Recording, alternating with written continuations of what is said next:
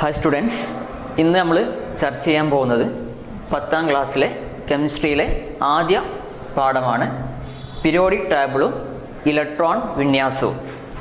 നമുക്കറിയാം 9ാം ക്ലാസ്സിൽ നമ്മൾ പീരിയോഡിക് ടേബിളിൻ്റെ ചരിത്രവും അതേപോലെ ആറ്റം മാതൃകകളും പഠിച്ചിട്ടുമുണ്ട്. പ്രധാനപ്പെട്ട ഒരു ആറ്റം മാതൃകയാണ് ബോർ മാതൃക. നിങ്ങൾക്ക് അറിയാവുന്നതാണ്. നമുക്കൊന്ന് വരച്ച് നോക്കാം. ഒരു ആറ്റത്തിൻ്റെ കേന്ദ്രഭാഗം എന്ന് പറയുന്നത് ന്യൂക്ലിയസ് ആണ്. ന്യൂക്ലിയസിൽ പ്രോട്ടോൺ ഉണ്ടാവും, അതുപോലെ ന്യൂട്രോണുകളും ഉണ്ടാവും. ഇനി ഇലക്ട്രോണുകൾ ഈ ന്യൂക്ലിയസിന് ചുറ്റും സഞ്ചരിക്കുന്നുണ്ട്. ഈ സഞ്ചാരപാതയെ നമുക്ക് ഷെല്ലുകൾ എന്ന് പറയാം. ഷെല്ലുകൾ.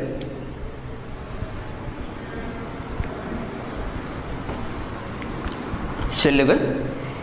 ഇനി നമ്മൾ നോക്കുന്നത് ന്യൂക്ലിയസിൽ നിന്ന് അകലും തോറും ഷെല്ലുകളുടെ ഊർജം കൂടി വരികയാണ് ചെയ്യുക.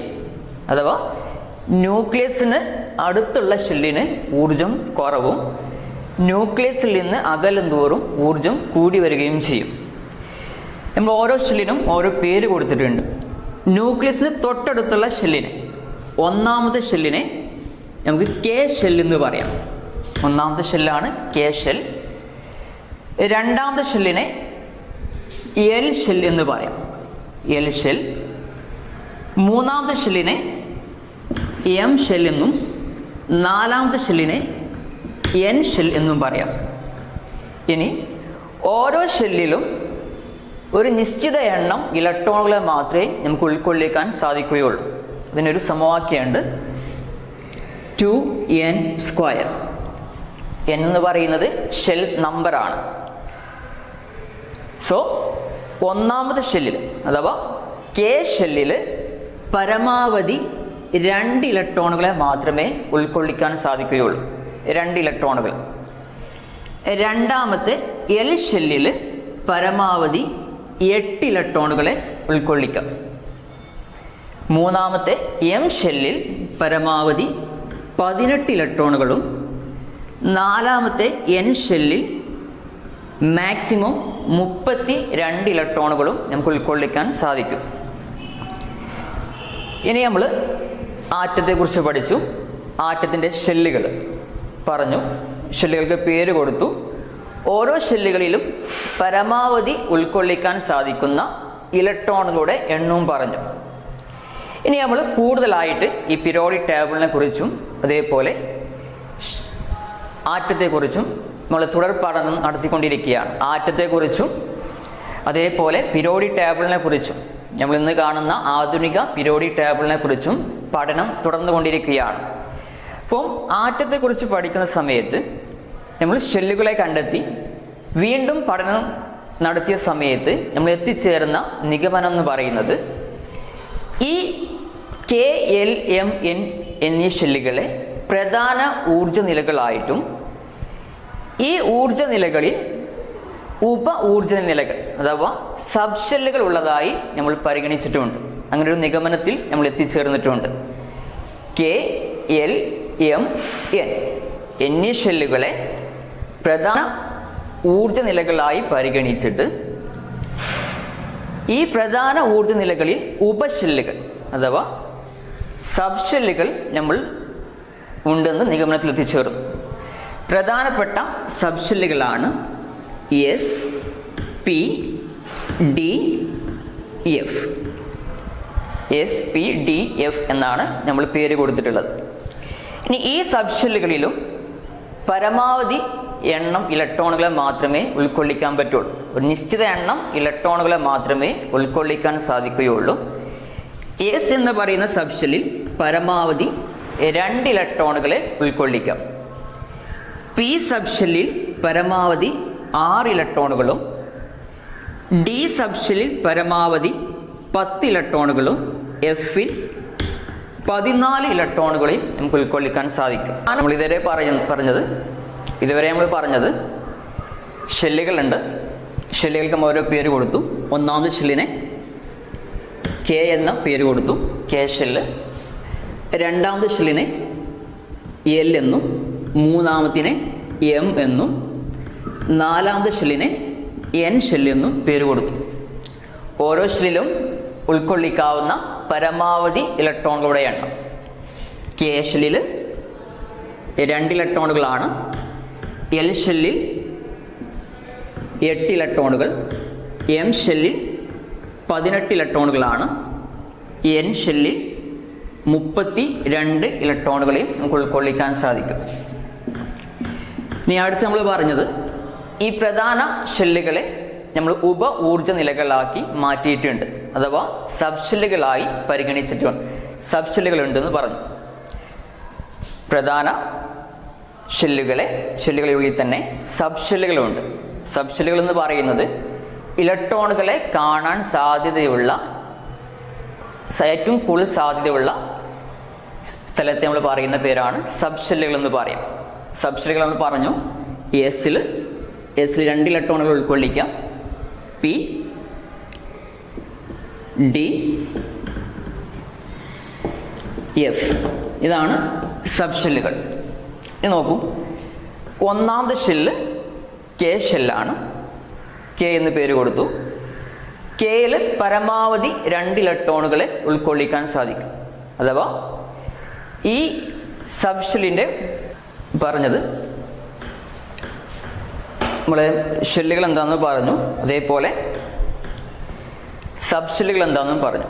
സബ് ഷെല്ലുകൾ എന്ന് പറയുന്നത് ഇലക്ട്രോണുകളെ കാണാൻ സാധിക്കുന്ന, സബ് ഷെല്ലുകൾ എന്ന് പറയുന്നത് ഇലക്ട്രോണുകളെ കാണാൻ സാധ്യതയുള്ള സ്ഥലത്തെ നമ്മൾ പറയുന്ന പേരാണ് സബ് ഷെല്ലുകൾ എന്ന് പറയും. അപ്പം പ്രധാന ഊർജ്ജ നിലകളെ നമ്മൾ ഉപ ഊർജ്ജ നിലകളാക്കി മാറ്റി. ഇനി നമുക്ക് ആ ഉപ ഊർജ്ജ നിലകൾ ഏതൊക്കെയാണെന്ന് നമ്മൾ പറഞ്ഞു. സബ് ഷെല്ലുകൾ ഏതെല്ലാം നമ്മളെന്ന് പറഞ്ഞു. S, P, D, F. നമ്മൾ 9ാം ക്ലാസ്സിൽ പഠിച്ചിട്ടുണ്ട്. ഇലക്ട്രോൺ പൂരണം നടക്കുന്നത് ഊർജം കൂടി വരുന്ന ക്രമത്തിലാണ്. സബ് ഷെല്ലുകളിലും അതേപോലെ തന്നെയാണ്, ഊർജം കൂടി വരുന്ന ക്രമത്തിൽ. ന്യൂക്ലിയസിനോട് അടുത്തുള്ള ഷെല്ലാണ് എസ് സബ് ഷെല്ല്. അപ്പോൾ എസിനായിരിക്കും ഏറ്റവും ഊർജം കുറവുണ്ടാവുക. അതിനേക്കാളും കൂടുതലാണ് പി സബ് ഷെല്ലിന്. അതിനേക്കാളും കൂടുതലായിരിക്കും ഡി, ദെൻ എഫ്. ഇനി നമുക്ക് ഓരോ ഷെല്ലിലും ഏതെല്ലാം സബ് ഷെല്ലുകൾ ഉണ്ടെന്ന് നോക്കാം. ഇതിൽ ഒന്നാമത്തെ ഷെല്ലാണ് കെ ഷെല്ല്. കെയിൽ പരമാവധി 2 ഇലക്ട്രോണുകളെ മാത്രമേ ഉൾക്കൊള്ളിക്കാൻ സാധിക്കുകയുള്ളൂ. എസ് എന്ന് പറയുന്ന സബ് ഷെല്ലിലും 2 ഇലക്ട്രോണുകളെ മതി. 2 ഇലക്ട്രോണുകളെ ഉൾക്കൊള്ളിക്കാൻ സാധിക്കുന്നുള്ളൂ. പരമാവധി 2 ഇലക്ട്രോണുകളെ എസ് സബ് ഷെല്ലിലും പോകുന്നുള്ളൂ. അപ്പം കെ എന്ന് പറയുന്ന ഷെല്ലിൽ എസ് എന്ന് പറയുന്ന സബ് ഷെല്ല് മാത്രമേ ഉണ്ടാവുകയുള്ളൂ. ദെൻ രണ്ടാമത്തെ ഷെല്ല് എന്ന് പറയുന്നത് എൽ ഷെല്ല്. പരമാവധി 8 ഇലക്ട്രോണുകളെ ഉൾക്കൊള്ളിക്കാൻ സാധിക്കും. അങ്ങനെയാണെങ്കിൽ നമുക്ക് എസിൽ 2 ഇലക്ട്രോണുകൾ, എസ് എന്ന് പറയുന്ന സബ് ഷെല്ലിന് 2 ഇലക്ട്രോണുകൾ കൊടുത്തു. ബാക്കി 6 ഇലക്ട്രോണുകളുണ്ട്. ആ 6 ഇലക്ട്രോണുകൾ പി സബ് ഷെല്ലിലേക്ക് പോകും. അപ്പം രണ്ടാമത്തെ എൽ ഷെല്ലിൽ 2 സബ് ഷെല്ലുകൾ ഉണ്ടാവും. ഒന്ന് എസും രണ്ടാമത്തെ പിയും. മൂന്നാമത്തെ ഷെല്ല് അഥവാ എം ഷെല്ലിൽ 18 ഇലക്ട്രോണുകളാണ് ഉൾക്കൊള്ളിക്കാൻ സാധിക്കുക. അപ്പോൾ എസിൽ 2 ഇലക്ട്രോണുകൾ കൊടുത്തു, പിയിൽ 6, ഡിയിൽ 10, ടോട്ടൽ 18 ഇലക്ട്രോൺ. മൂന്നാമത്തിൽ 3 സബ് ഷെല്ലുകൾ ഉണ്ടാവും, എസ്, പി, ഡി. നാലാമത്തെ എൻ ഷെല്ലിൽ 32 ഇലക്ട്രോണുകളെ ഉൾക്കൊള്ളിക്കാൻ സാധിക്കും. നോക്കാം ഏതൊക്കെ സബ് ഷെല്ലുകളാണ് വരിക. എസിൽ 2 ഇലക്ട്രോൺ, പിയിൽ 6, ഡിയിൽ 10, എഫിൽ 14, ടോട്ടൽ 32 ഇലക്ട്രോണുകളായി. അപ്പോൾ നാലാമത്തെ ഷെല്ലിൽ 4 സബ് ഷെല്ലുകൾ, എസ്, പി, ഡി, എഫ്. നോക്കൂ, ഒന്നാമത്തെ കെ ഷെല്ലിൽ 1 സബ് ഷെൽ, എസ് എന്ന് പറയുന്ന 1 സബ് ഷെല്ല് മാത്രമേ ഉള്ളൂ. രണ്ടാമത്തിൽ 2 സബ് ഷെല്ലുകൾ. മൂന്നാമത്തെ ഷെല്ലിൽ 3 സബ് ഷെല്ലുകളുണ്ട്. നാലാമത്തെ ഷെല്ലിൽ 4 സബ് ഷെല്ലുകളും. അങ്ങനെയാണെങ്കിൽ ഇവിടെ നമുക്കൊരു ബന്ധം കണ്ടെത്താം. ഷെൽ നമ്പറും സബ് ഷെല്ലുകളുടെ എണ്ണവും തമ്മിൽ ഒരു ബന്ധമുണ്ട്, ഒരു റിലേഷൻ. എന്തായിരിക്കും? ഷെൽ നമ്പർ എത്രയാണോ അത്രയും എണ്ണം സബ് ഷെല്ലുകൾ ഉണ്ടാവും. ഇപ്പോൾ ഒന്നാമത് ഷെല്ലാണെങ്കിൽ ഒരു സബ് ഷെല്ല് മാത്രമേ ഉണ്ടാവുള്ളൂ. നാലാമത്തെ ഷെല്ലിന് 4 സബ് ഷെല്ലുകൾ ഉണ്ടാവും. ഷെൽ നമ്പറിന് തുല്യമായിട്ട് സബ് ഷെല്ലുകൾ ഉണ്ടാവും. ഓക്കെ, ഇനി നോക്കൂ, ഈ സബ് ഷെല്ലുകൾ നോക്കുകയാണെങ്കിൽ എല്ലാ ഷെല്ലിലും എസ് എന്ന് പറയുന്ന സബ് ഷെല്ലുണ്ട്. ഇപ്പം നമുക്ക് ഏത് ഷെല്ലിൻ്റെ സബ് ഷെല്ലാണെന്ന് തിരിച്ചറിയണം. അതിനുവേണ്ടി നമ്മൾ ചെയ്യുന്നത്, ഈ സബ് ഷെല്ലിൻ്റെ ഇടതുവശത്തായിട്ട് നമ്മൾ ഷെൽ നമ്പറും കൂടി എഴുതും. ഇവിടെ ഈ എസ് എന്ന് പറയുന്ന സബ് ഷെല്ല് ഒന്നാമത് ഷെല്ലിൻ്റെ ആണ്. അപ്പോൾ ഈ എസിൻ്റെ കൂടെ ഇടതുവശത്ത് ഒന്നും കൂടി ചേർക്കും. ഇത് റീഡ് ചെയ്യൽ ഇങ്ങനെയാണ്, 1S.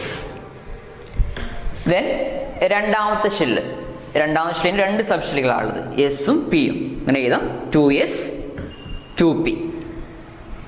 ഇനി മൂന്നാമത്തെ ഷെല്ല്, 3 സബ് ഷെല്ലുകൾ, 3S 3P 3D.